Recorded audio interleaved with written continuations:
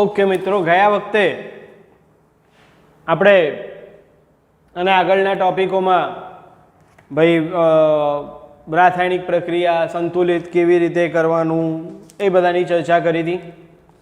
મને વિશ્વાસ છે તમે બધાએ પ્રશ્નો 3 વખત લખી જ નાખ્યા હશે. આજે આ પાઠના અગત્યના મુદ્દા તરફ જઈ રહ્યા છે. મુદ્દો સહેલો છે પણ અગત્યનો છે. ધ્યાનથી સમજજો. જો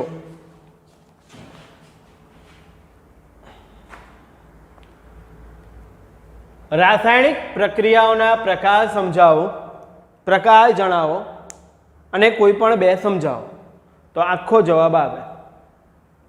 અથવા દરેકની અલગ અલગ ટૂંકનોંધ પૂછાઈ શકે, અથવા દરેકના ઉદાહરણ પૂછાઈ શકે, એકાદનું ઉદાહરણ પૂછાય, પ્રક્રિયા આપીને કહ્યું હોય કે આ પ્રક્રિયા કયા પ્રકારની છે તે જણાવો. એ બધી જ રીતે આનો સવાલ પૂછી શકાય છે.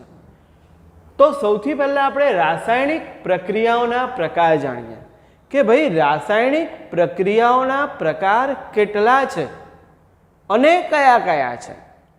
તો બેટા રાસાયણિક પ્રક્રિયાઓના 5 પ્રકાર છે. રાસાયણિક પ્રક્રિયાઓના 5 પ્રકાર છે. સંયોગીકરણ, સાદી ભાષામાં કહીએ તો જોડવું. બે વસ્તુ હોય એને જોડીએ એટલે શું થાય છે? સંયોજન એટલે કે સંયોગીકરણ. તો સર વિઘટન, વિઘટન એટલે તોડવું. એક વસ્તુ હોય એમાંથી બે વસ્તુ બનાવી. ઘરમાં ભાઈ બહેન હોય તો ટુકડા થાય ચોકલેટના, તો પહેલી સંયોગીકરણ, બીજું વિઘટન, ત્રીજું છે વિસ્થાપન. આના માટે આપણે સમાનધર્મી શ્રેણી જોઈશું. સમાનધર્મી શ્રેણી નહીં, સોરી, બીજી એક શ્રેણી આવે છે તે જોવાની છે, જેના પરથી આપણે નક્કી કરીશું કે કયા પદાર્થ દ્વારા, કયા તત્વ દ્વારા બીજા તત્વનું વિસ્થાપન થઈ જાય. એટલે હું તમને એક સાદા ઉદાહરણથી સમજાવું કે CuSO4 પ્લસ Fe હોય તો એમાં Fe ઉમેરાઈ જાય એટલે FeSO4 અને Cu છૂટું પડે. એટલે સર સમજ ના પડી. એટલે Cu એટલે કે કોપર અને SO4 એટલે કે સલ્ફેટ બે મિત્રો હતા. એમની મિત્રતામાં ત્રીજો Fe કે FeI કે આયો એટલે એ વચ્ચે પડી ગયો. તો હવે Fe અને SO4 મિત્ર થઈ ગયા એટલે કે ફેરસ સલ્ફેટ અને કોપર છૂટું પડી ગયું. આવશે ત્યારે ડિટેલમાં સમજાવીશ. એવી જ રીતે દ્વિવિસ્થાપન, બે તત્વનું કે અણુનું વિસ્થાપન કરવામાં આવે ત્યારે. અને છેલ્લું ઓક્સિડેશન અને રિડક્શન. જો કોઈ રાસાયણિક પ્રક્રિયામાં ઓક્સિજન ઉમેરાય તો તે રાસાયણિક પ્રક્રિયાને ઓક્સિડેશન કહે છે, અને જો કોઈ રાસાયણિક પ્રક્રિયા દરમિયાન હાઇડ્રોજન ઉમેરાય તો એને રિડક્શન કહે છે. આમ તો વ્યાખ્યા આવી છે કે જો કોઈ રાસાયણિક પ્રક્રિયા દરમિયાન ઓક્સિજન ઉમેરાય ને હાઇડ્રોજન દૂર અથવા હાઇડ્રોજન દૂર થાય તો ઓક્સિડેશન, અથવા જો કોઈ રાસાયણિક પ્રક્રિયા દરમિયાન હાઇડ્રોજન ઉમેરાય અને ઓક્સિજન દૂર થાય તો રિડક્શન. એના બધી આપણે ઓક્સિડેશન કરતાં રિડક્શન કરતાંનો તફાવત જોવાનો છે. આજે આપણે બે પ્રશ્નો ભણી રહ્યા છે, બંને અગત્યના છે. એક સંયોગીકરણ અને બીજું વિઘટન. તો ધ્યાનથી સમજજો. તો સૌથી પહેલાં રાસાયણિક પ્રક્રિયાના કેટલા પ્રકાર બેટા? 5. કયા કયા? સંયોગીકરણ, વિઘટન, વિસ્થાપન, દ્વિવિસ્થાપન, ઓક્સિડેશન રિડક્શન. બરાબર છે. હવે એમાં પહેલું જોઈએ આપણે સંયોગીકરણ. આપણે ચર્ચા કરી એ મુજબ સંયોગીકરણ એટલે શું? તો સંયોગીકરણ એટલે કે જોડવું. તો જુઓ, જે રાસાયણિક પ્રક્રિયામાં, ફરીથી, જે રાસાયણિક પ્રક્રિયામાં બે કે તેથી વધુ, બે તો હોવા જ જોઈએ, બેથી ઓછા હોય તો એક જ થઈ જાય, એટલે બેથી વધારે ગમે તેટલા હોય તેટલા વધુ પ્રક્રિયકો જે જોડાય, આ બાજુ જે હોય તે પ્રક્રિયકો આપણે ગયા વખતે ચર્ચા કરી લીધી, વચ્ચે પ્રક્રિયા થઈ કોઈ એક જ નિપજ બને. 2 તત્વો હોય, 3 તત્વો હોય કે 5 તત્વો હોય, પણ જોડાઈને એક જ નિપજ બનતી હોય તો તેવી રાસાયણિક પ્રક્રિયાને કઈ બેટા? સંયોગીકરણ પ્રક્રિયા કહે છે. ફરીથી એક વખત, જે રાસાયણિક પ્રક્રિયામાં 2 કે તેથી વધુ પ્રક્રિયકો વચ્ચે પ્રક્રિયા થઈ સહી જે રાસાયણિક પ્રક્રિયામાં બે કે તેથી વધુ પ્રક્રિયકો વચ્ચે પ્રક્રિયા થઈ એક જ નિપજ બનતી હોય તો તેવી રાસાયણિક પ્રક્રિયાને કઈ પ્રક્રિયા કહે છે? સંયોગીકરણ. ઉદાહરણ કેલ્શિયમ ઓક્સાઇડ CaO પ્લસ પાણી H2O it gives CaOH twice એટલે કે કેલ્શિયમ હાઇડ્રોક્સાઇડ. તો અહીંયા એક પ્રક્રિયક તરીકે હતું કેલ્શિયમ ઓક્સાઇડ, એમાં આપણે ઉમેર્યું પાણી, આ કહેવાય છે ચૂનાનો પથ્થર લાઈમ, એમાં આપણે પાણી ઉમેર્યું તો એમાંથી આપણને મળ્યું કેલ્શિયમ હાઇડ્રોક્સાઇડ. એટલે બે તત્વો હતા, બે કે તેથી વધુ આ પ્રક્રિયકો વચ્ચે પ્રક્રિયા થઈને મને એક નિપજ બની. એટલે આમાં શું કહેવાય છે? આને શું કહેવાય છે? આખી પ્રક્રિયાને કે આ બંનેને મેં શું કરી દીધા? સંયોજન. આ બંને શું કરી દીધા? જોડી દીધા. એટલે કે સંયોગીકરણ પ્રક્રિયા CaOH ટ્વાઇસ. અને વંચે આવી રીતે CaOH ટ્વાઇસ. તો કેલ્શિયમ પ્લસ પાણી ઇટ ગિવ્સ કેલ્શિયમ હાઇડ્રોક્સાઇડ. તો સર આ તમે ઉષ્મા લખ્યું છે તે, તો આમાં ઉષ્મા ઉત્પન્ન થાય છે. ઉષ્મા ઉત્પન્ન થતી હોય એટલે આ પ્રક્રિયાને કહેવાય ઉષ્માક્ષેપક પ્રક્રિયા. હમણાં સમજીએ છીએ આપણે. તો આ યાદ રાખવો બહુ ઇઝી છે. ચૂનાનો પથ્થર મૂક્યો હોય ડોલમાં, ઉપર પાણી નાખો, તમે જુઓ ગરમી પેદા થાય છે, બરાબર છે. એ શેમાં કામ લાગે છે? આ કેલ્શિયમ હાઇડ્રોક્સાઇડ દિવાલ તોડવામાં કામ લાગે છે. કળી ચૂનો કહેવાય છે. આ ફોડેલા ચૂનાનું સૂત્ર પણ આ જ કહેવાય CaOH ટ્વાઇસ. ઘરની દિવાલ તોડવા માટે જે વપરાય છે તે. આ શું છે? ચૂનાનું નીતર્યું પાણી. આ ચૂનાનો પથ્થર, પાણી, ચૂનાનું નીતર્યું પાણી, ગરમી પેદા થાય. તમે ઘરે કરી જોજો. ડોલમાં લેવાનું, હાથમાં નહીં લેવાનું. ડોલમાં થોડો ચૂનો નાખવાનો, એમાં પાણી નાખજો એટલે થોડું ગરમ થશે, વરાળ નીકળતી હોય તમને લાગશે. એટલે આ પ્રક્રિયા દરમિયાન ઉષ્મા ઉત્પન્ન થાય છે, એટલે ઉષ્માક્ષેપક. બીજી બહુ સામાન્ય પ્રક્રિયા છે કે ભાઈ હું કોલસો એને સળગાવું. કોલસાને મેં સળગાવ્યો તો કોલસો એટલે કાર્બન, સળગાવવો પડે એટલે ઓક્સિજન જોઈએ. તો C+O2 ઇટ ગિવ્સ CO2 એટલે કે શું બને બેટા? Carbon dioxide. તો આ બે તત્વો વચ્ચે પ્રક્રિયા થઈને એક નિપજ મળી. ગરમી તો એમાં પણ ઉત્પન્ન થાય છે, એટલે એ પ્રક્રિયા પણ કેવી? ઉષ્માક્ષેપક. જુઓ હવે જોઈએ ઉષ્માક્ષેપક. આ સમીકરણો યાદ રાખવાના, તમારે સમીકરણ પૂર્ણ કરવાનું પણ આવી શકે. જે રાસાયણિક પ્રક્રિયા દરમિયાન પ્રક્રિયામાં નિપજની સાથે નિપજ તો ઉત્પન્ન થાય, આમાં નિપજ CO2 એટલે કે કાર્બન ડાયોક્સાઇડ, આમાં નિપજ CaOH ટ્વાઇસ કેલ્શિયમ હાઇડ્રોક્સાઇડ, પણ નિપજની સાથે ઉષ્મા પણ મુક્ત થતી હોય તો તેવી રાસાયણિક પ્રક્રિયાને શું કહેવાય છે? ઉષ્માક્ષેપક. જો એકાદ આપણે ઉદાહરણ અલગ બી જોઈએ, પેલા તો છે જ, એ પણ ઉષ્માક્ષેપકના ઉદાહરણમાં લખી શકાય. તમને એવો પ્રશ્ન પૂછાય સંયોગીકરણ ટૂંકનો સમજાવો, તો અહીંયાથી અહીંયા સુધીનું પતી ગયું. વ્યાખ્યા અને સમીકરણ. ઉષ્માક્ષેપકમાં એક ઉદાહરણ CH4, એને કહેવાય મિથેન, કુદરતી વાયુ છે. એમાં ઓક્સિજન ઉમેરવામાં આવે છે તો આપણને કાર્બન ડાયોક્સાઇડ અને પાણી મળે છે, પણ આ દરમિયાન ગરમી પણ પેદા થાય છે. શું છે? કુદરતી વાયુને સળગાવવામાં આવે છે એટલે એમાંથી કાર્બન ડાયોક્સાઇડ મળે. મેં લખવાની જરૂર નથી આમાં, કારણ કે આ તો ડાયરેક્ટ ઉષ્માક્ષેપકના જ છે. એટલે ઉષ્મા ઉત્પન્ન થતી જ હોય એટલે પાણી. વનસ્પતિ જ દ્રવ્યનું વિઘટન થઈને ખાતર બને. વનસ્પતિ દ્રવ્ય શું થાય છે? આ બહુ સમજવા જેવી છે. ખાડો ખોદવામાં આવે, એમાં કચરો નાખવામાં આવે. કયો કચરો? વનસ્પતિ જ કચરો. એટલે કે તૂટેલા ઝાડ, પાન, ડાળીઓ, સડી ગયેલા ફૂલ કે ફળ, એ બધું જ એ શું છે બેટા? વનસ્પતિ જ દ્રવ્ય, વનસ્પતિ જ કચરો. એને નાખવામાં આવે, બરાબર છે, દાટી દેવામાં આવે છે, થોડા સમય પછી ખાતર. તો એ શું છે? વનસ્પતિ જ દ્રવ્યોનું વિઘટન થઈ અને ખાતર બનવું પણ ઉષ્માક્ષેપક પ્રક્રિયા છે. અને સૌથી અગત્યની આ કઈ પ્રક્રિયા છે? તો શ્વસનની પ્રક્રિયા છે. કઈ પ્રક્રિયા છે? શ્વસનની પ્રક્રિયા. આ સમીકરણ સંતુલિત નથી, અહીંયા 2 આવશે અને અહીંયા પણ 2 આવશે. એ ખાસ જોઈ લેવાનું. 2 દુ 4, 2 દુ 4, 2 ને 2 4 અને કાર્બનિક. ઓકે, પ્રક્રિયા સંતુલિત ના આવે તો જોઈ લેવાનું. આ શ્વસનની પ્રક્રિયા છે બેટા. આ પ્રક્રિયા રોજ કરીએ છીએ આપણે, રોજ નહીં 10 સેકન્ડે કરીએ છીએ. જે સેકન્ડે ના કરીને તે દિવસે ગયા. તો રોજ આપણે આ પ્રક્રિયા કરીએ છીએ. તો આ પ્રક્રિયામાં આપણે શું કરીએ છીએ બેટા?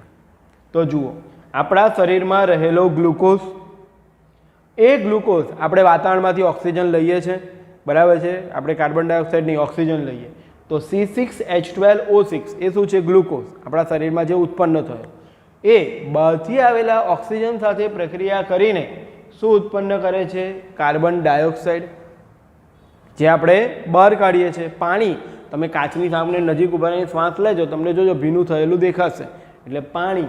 અને જોડે જોડે મુખ્ય વસ્તુ ઉર્જા શરીરમાં મુક્ત થાય છે, જેને કારણે આપણે કાર્ય કરી શકીએ છીએ. એટલે ઉર્જા મુક્ત થાય છે અને જે પણ પ્રક્રિયામાં ઉર્જા મુક્ત થતી હોય, ઉષ્મા મુક્ત થતી હોય, એ રાસાયણિક પ્રક્રિયા એટલે કઈ? ઉષ્માક્ષેપક. ફરી એક વખત રિપીટ કરીએ. C6H12O6 આપણા શરીરમાં ખોરાકને કારણે ઉત્પન્ન થયેલો ગ્લુકોઝ, એમાં ઓક્સિજન બહારથી જે આપણે લીધો તે વચ્ચે પ્રક્રિયા થઈને કાર્બન ડાયોક્સાઇડ ઉચ્છ્વાસમાં આપણે બહાર કાઢીએ છીએ. પાણી અને બનેલી ઉર્જા કાં તો સંગ્રહાય છે કાં તો એનો ઉપયોગ થાય છે. પડે ખબર? ઉષ્માક્ષેપકમાં ખ્યાલ આવે તો બે વસ્તુ આપણે ભણ્યા. એક જ પહેલી રાસાયણિક પ્રક્રિયા આપણી પૂરી થઈ. કઈ? સંયોગીકરણ. યાદ રાખજો, ભેગું કરવું, જોડવું. સંયોગીકરણ પ્રક્રિયા પૂરી થઈ, એમાં છે ઉષ્માક્ષેપક. બીજી પ્રક્રિયા છે વિઘટન. ચાલુ એકમાં ભેગું કરવાનું અને બીજામાં તોડવાનું. હા, ભેગા કરવાથી પણ ઉર્જા મેળવી શકાય છે અને તોડવાથી પણ પદાર્થ મેળવી શકાય છે. તો અહીંયા હવે તોડીએ.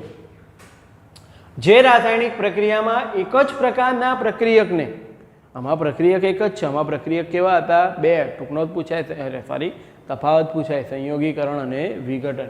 એક જ પ્રકારના પ્રક્રિયકને ગરમ કરતા એકથી વધુ નિપજો બનતી હોય, એક કરતાં વધારે નિપજ બનતી હોય તો એ પ્રક્રિયાને શું કહેવાય છે?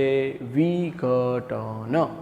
બરાબર છે? ફરીથી, જે રાસાયણિક પ્રક્રિયામાં, આ વખતે મેં પ્રક્રિયક એક જ, પેલામાં બે કે તેથી વધુ હતા અને નિપજ એક બનતી હતી. અહીંયા ઊંધું, પ્રક્રિયક એક જ અને પ્રક્રિયકને ગરમ કરતા એકથી વધુ નિપજો બનતી હોય તો 2, 3, 4 જેટલી પણ, તો તેવી પ્રક્રિયાને શું કહેવાય છે?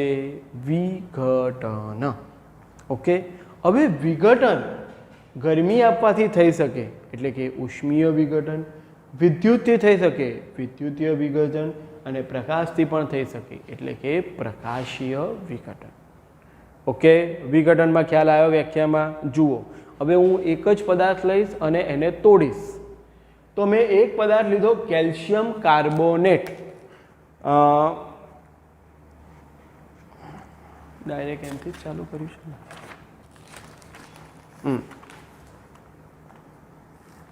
સિમેન્ટની બનાવટમાં આ ચૂનાનો પથ્થર, કેલ્શિયમ કાર્બોનેટ. ચૂનાના પથ્થરને મેં ગરમ કર્યો તો એમાંથી શું બન્યું? CaO. એટલે પાછો ચૂનાનો પથ્થર જ છે પણ એ નાના સ્વરૂપે છે અને કાર્બન ડાયોક્સાઇડ છૂટો પડ્યો. અહીંયા ઉષ્મા આપવી પડે છે એટલે ઉષ્મીય વિઘટન. યાદ રાખો, સમીકરણ પૂર્ણ કરો. CaCO3 it gives CaO plus CO2. Same ferrous sulphate, એને ગરમ કરવામાં આવે, FeSO4 એને ગરમ કરવામાં આવે તો એમાંથી ઓક્સાઇડ બને છે, Fe2O3 ફેરિક ઓક્સાઇડ.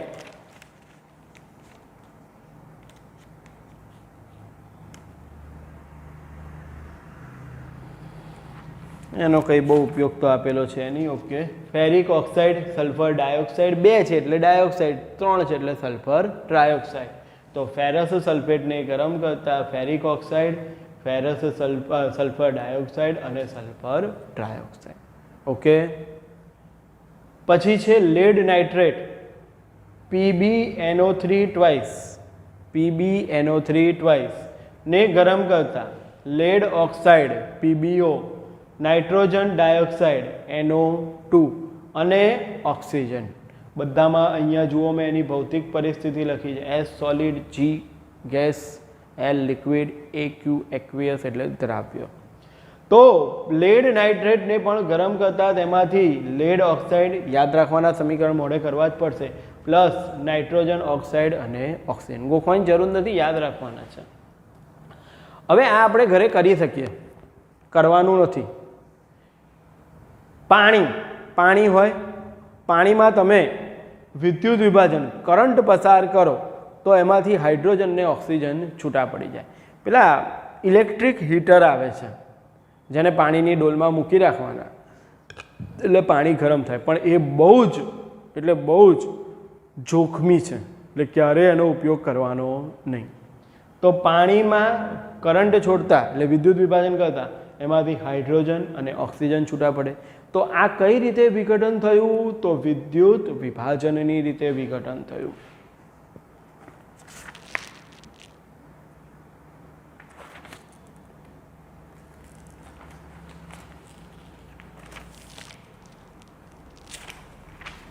શુદ્ધ પાણી હોય તો ના થાય, થોડા 2-3 ટીપા એસિડ બેસિડને નાખી દેવાના.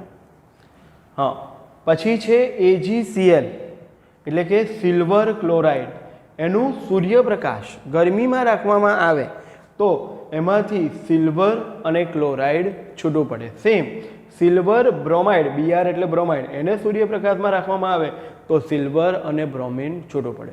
જૂના જમાનામાં છે ને બ્લેક એન્ડ વ્હાઇટ પ્રિન્ટ આવતી હતી, બ્લેક એન્ડ વ્હાઇટ કહેવાય એને. તો એ લોકો અત્યારે તો કેવું આપણે ફોટામાં પડે ને તરત જોઈ લઈએ છીએ, પહેલાં જોવો હોય ને તો એને સૂકવવો પડે. તો એ સૂર્યપ્રકાશમાં સૂકવવામાં આવે. સૂકવવાને કારણે આ છૂટું પડી જાય છે. AgClમાંથી Ag અને Cl અને AgBrમાંથી એટલે કે સિલ્વર બ્રોમાઇડમાંથી સિલ્વર અને બ્રોમિન છૂટું પડી જાય, એના માટે થતું હતું. એટલે સૂર્યપ્રકાશની હાજરીમાં થતી બે વિઘટનની પ્રક્રિયા છે. AgCl અને AgBrનો ઉપયોગ બ્લેક એન્ડ વ્હાઇટ ફોટોગ્રાફીમાં થાય છે. લાસ્ટ દ્વિવિઘટન પ્રક્રિયા કઈ છે અહીંયા આગળ? બેરિયમ હાઇડ્રોક્સાઇડમાં એમોનિયમ ક્લોરાઇડ ઉમેરતા પ્રક્રિયા લખો.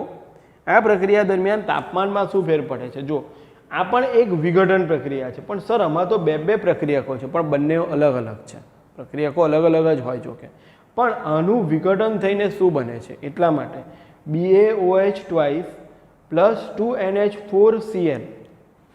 તો બેરિયમ હાઇડ્રોક્સાઇડ ને એમોનિયમ ક્લોરાઇડ, તો એમાંથી barium chloride BaCl2 plus 2NH3 અને 2H2O. હવે તમે જુઓ કે આ બધી જ પ્રક્રિયાઓમાં ઉષ્મા મારે આપવી પડે છે. આ ત્રણમાં ઉષ્મા આપવી પડી, અહીંયા વિદ્યુતની ઉષ્મા આપવી પડી, અહીંયા પ્રકાશની ઉષ્મા આપવી પડી. દરેક વખતે મારે ઉષ્મા આપવી પડે છે. એટલે આ તાપમાનમાં આ પ્રક્રિયા કરો તો આનું જેટલું તાપમાન હોય એના કરતાં નિપજના તાપમાનમાં શું થયો? ઘટાડો. અને આ બધામાં ઉષ્મા આપવી પડી. એટલે આ બધી પ્રક્રિયા કેવી કહેવાય છે? ઉષ્મા શોષક પ્રક્રિયા. કેવી પ્રક્રિયા કહી શકાય છે? ઉષ્મા શોષક પ્રક્રિયા. ખબર પડે તો આજે આપણે બેટા બે વસ્તુ ભણ્યા. એક સંયોગીકરણ. પહેલું તો રાસાયણિક પ્રક્રિયાના 5 પ્રકાર. કયા? તો સંયોગીકરણ, વિઘટન, વિસ્થાપન, દ્વિવિસ્થાપન, ઓક્સિડેશન રિડક્શન. પછી આ ઉદાહરણો છે સંયોગીકરણના, એમાં ઉષ્માક્ષેપક. વિઘટન તોડવું, એક પ્રક્રિયામાંથી 2 નિપજો 2 કે તેથી વધુ નિપજો બનાવી, આ ઉદાહરણ છે. આ બધા જ ઉદાહરણો યાદ રાખવાના. એમાં પાછા 3 પ્રકાર છે. 1 ઉષ્મીય વિઘટન, 2 વિદ્યુત વિભાજનીય વિઘટન અને 3 પ્રકાશીય વિઘટન. ઓકે, અને આ બધી જ માં ઉષ્મા આપવી પડે છે એટલે આ ઉષ્મા શોષક, અને આ બધી ઉષ્મા ઉત્પન્ન કરે છે એટલે ઉષ્માક્ષેપક. ઓકે, ત્યાં ખ્યાલ આવે? બરાબર છે. તો હું તમને જેટલા પ્રશ્નો કહું તમારે એટલા ગાઈડમાંથી 3 વખત લખવાના છે. બરાબર છે? ઓકે, જય શ્રી કૃષ્ણ.